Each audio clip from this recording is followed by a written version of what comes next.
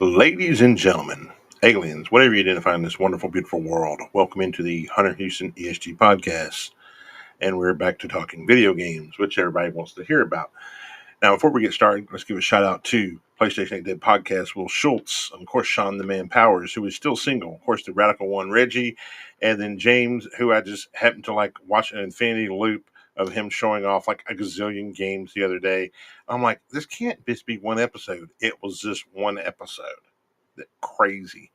But he did a very good presentation, as he always does. So, let's say, and shout out to Resident Steroid on YouTube and Rumble. Shout out to Rumble for being super cool and awesome and hosting this show and giving us the tools to produce and run this show. So, thank you so much, Rumble, for being the platform that allows you to succeed if you want to, or at least try to. Hopefully, more people will like, share, subscribe to the show, and that'll help us get on our way. But without that said, let's get to it. So, our first thing is, for those who aren't aware, fortunately, and it's very sad and feel hurt somewhat way. Nah, not really. Neil Druckmann is out for the third season of Last of Us. Imagine my shock. He's going to allegedly take time off to focus on the Heretic Prophet, which is Naughty Dog's newest game that's coming out. And if you notice, they have softened the features of the young lady in the particular game. Now, remember, Neil Druckmann wasn't always left to his own devices. After after Uncharted 4, the other guy who had worked with him after Amy Hennig had left, who was one of the head writers for Uncharted, and having difficulties, I guess, with certain individuals, allegedly, he basically left. So it basically left Neil with no one to basically keep him in charge anymore. Thus, enter Last of Us 2 and the Last of Us 1 DLC, which was done by Neil Druckmann. And being left to his own devices, ladies and gentlemen, well, Neil doesn't make necessarily the best decisions because he decides to just do things his way and he has no pushback to people who can actually tell him no, which is kind of sad, but it is what it is. He has no pushback. And, the thing is with Mr. Neil and his shenanigans, because that's pretty much what they are, they're shenanigans. Let's pull up the old good thing of old Neil over here and take a look at his wonderful, beautiful shenanigans that he goes through over here. If we can find that, if we have anything for him. We may not have anything for him. Let's see if we got anything for old Neil. Let's see. Nope, we didn't got anything for Neil. I guess Neil wasn't important enough for me to put him on my list. So, but Neil, basically, for those who don't know, he's been running the Last of Us HBO show. He was the head producer, whatever, one of the main head writers, and one of their favorite lines, for spoiler alert for who haven't seen season 2, with the girl playing Ellie, who should not be playing Ellie, says, "I'm gonna be a dud." I mean, there's so many memes of "I'm gonna be a dud."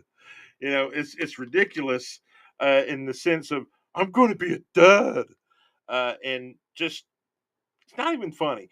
And the fact was, it's like, you think that he would learn from the negative responses that he got from Last of Us Part 2. And again, there was a lot of bait and switch in that.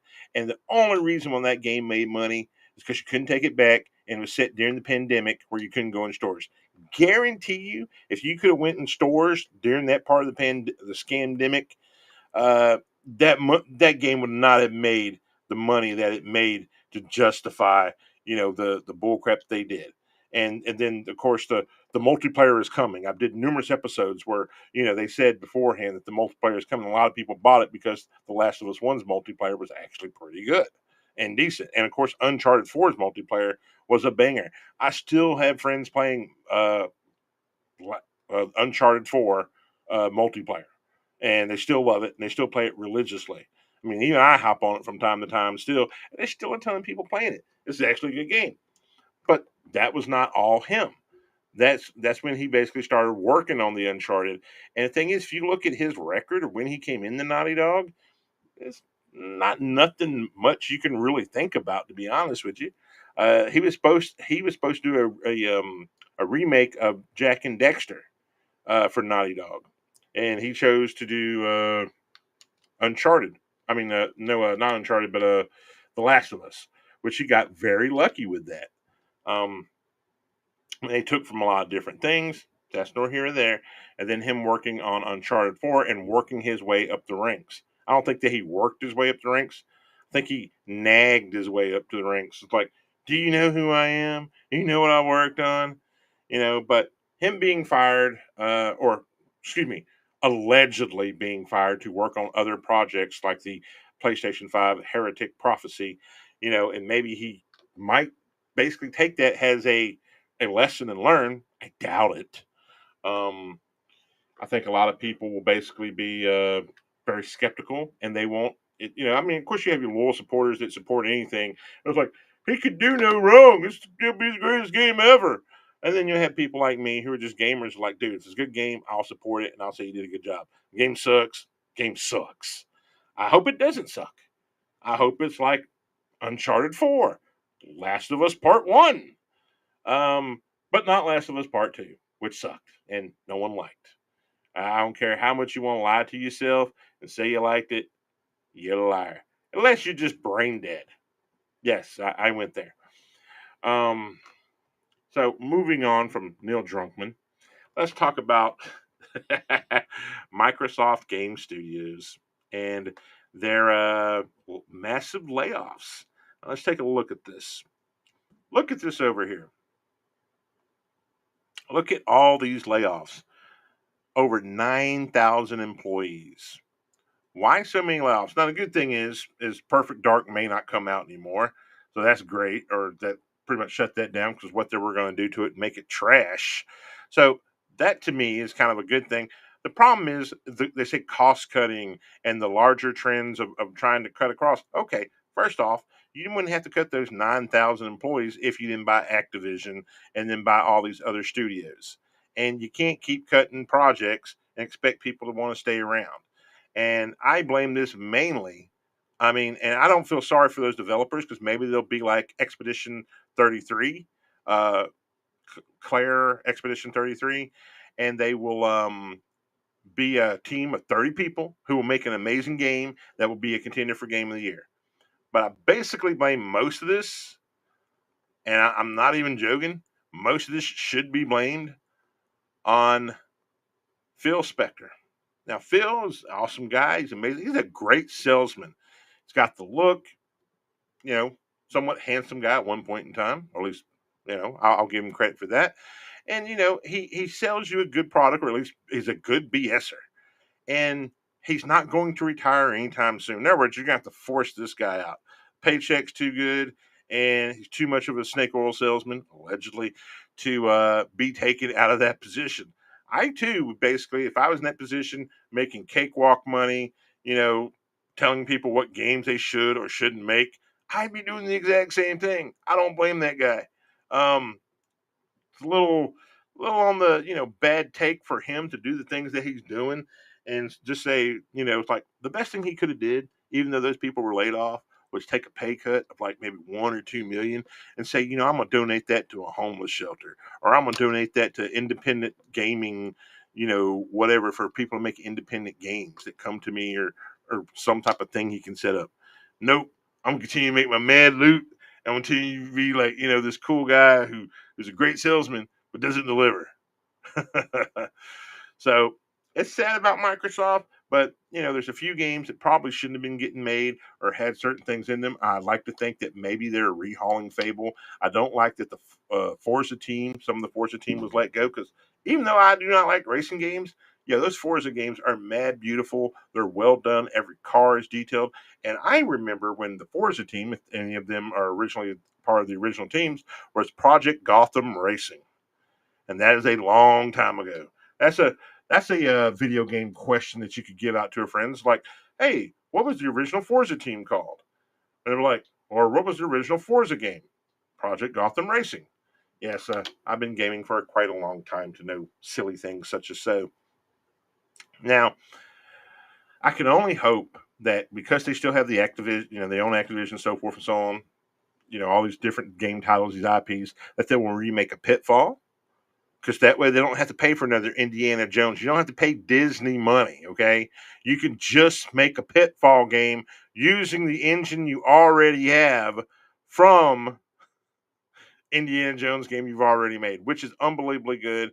It's been on sale a few times. I strongly recommend it for either the PS5, PC, or the Xbox X Series. That is an amazing game. If you ever want to feel like Indiana Jones, the first three games, the first three movies, not the, the Crystal Skulls and whatever the last abomination was, then you definitely want to play that game. Now, moving on to, sad news to an extent, to a GTA guy.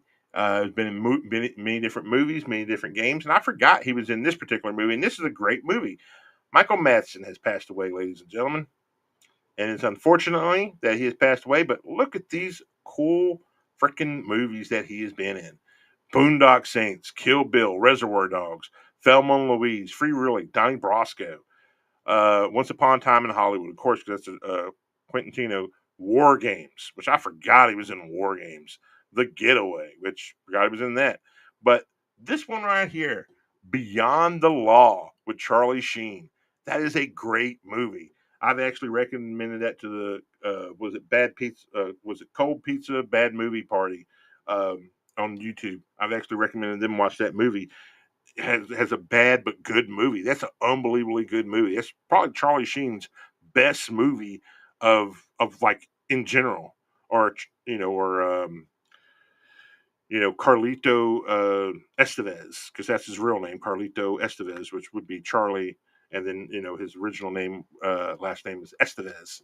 But that is his best movie, and I forgot Michael Madsen was in this movie. I strongly recommend, if you love old movies, you love good movies, and hell, even if you like bikers or you don't like bikers, check out Beyond the Law. It's actually based on a true story.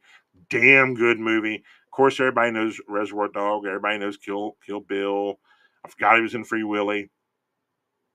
But Beyond the Law is probably the very best movie that no one really talks about that he was in, and it's a kick-ass movie. It is such a damn good movie. I can't say enough about that particular movie. Definitely check that movie out, and any other movie that he's in. God rest his soul.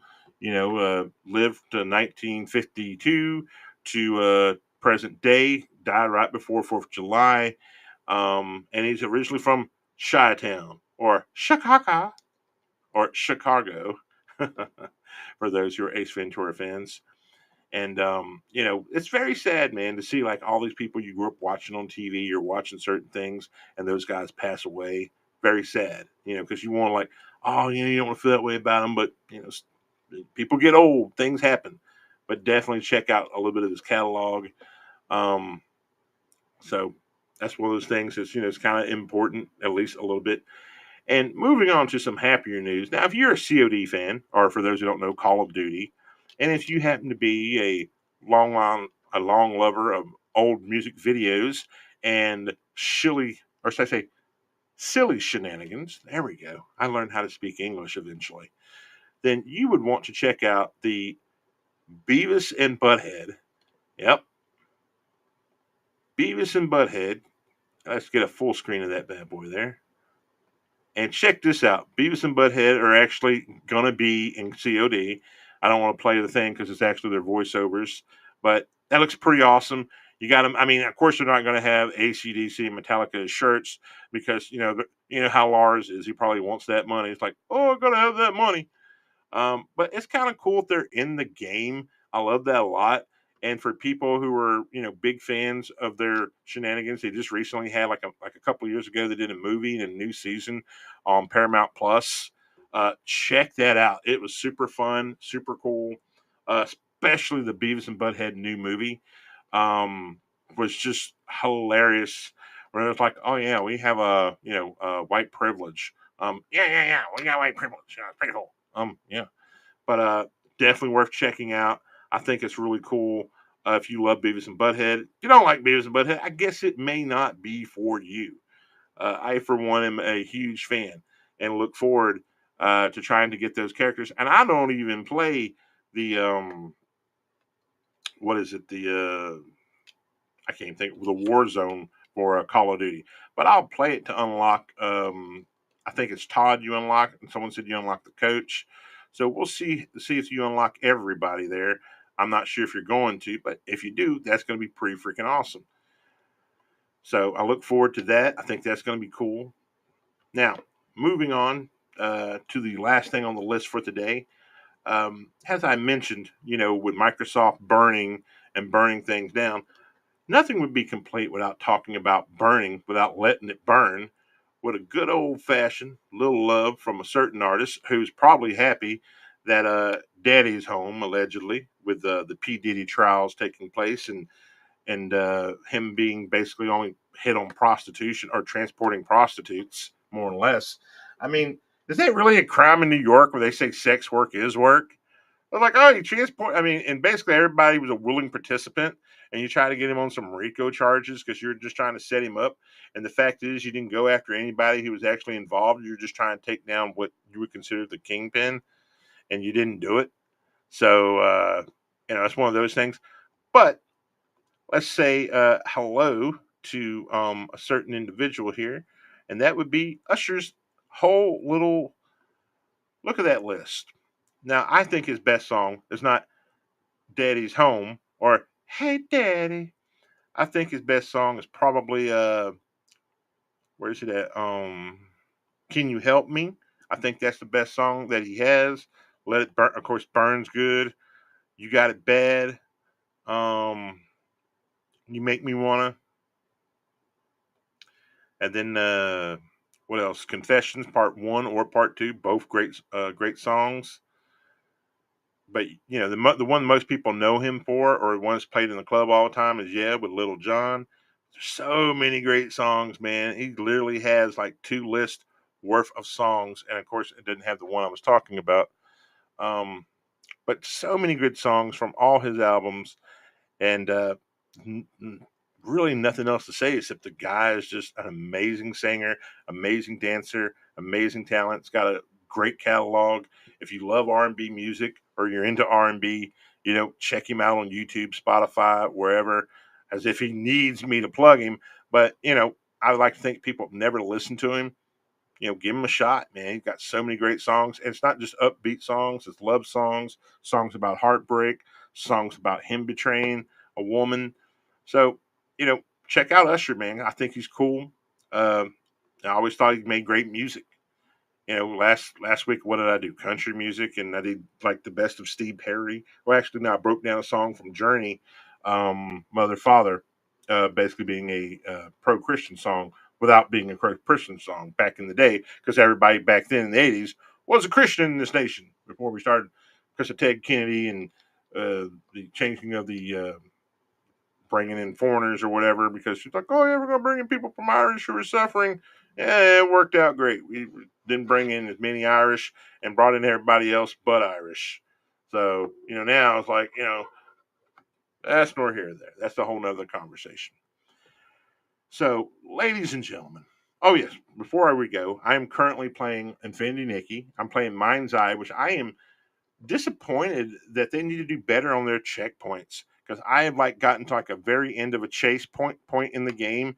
Well, I'm not in the game. I'm chasing somebody down. I'm like right there at the end, and all of a sudden, like before I get there, it just basically ends, or just I just have an issue, and it makes me start all the way over. So it's like another 5 to 10 minutes that I have to replay as if it's a PlayStation 2 game before autosave, where you're like, oh, you'll have a checkpoint rather than you doing 10 minutes ago. This is was a problem with Saints Row 1 and 2.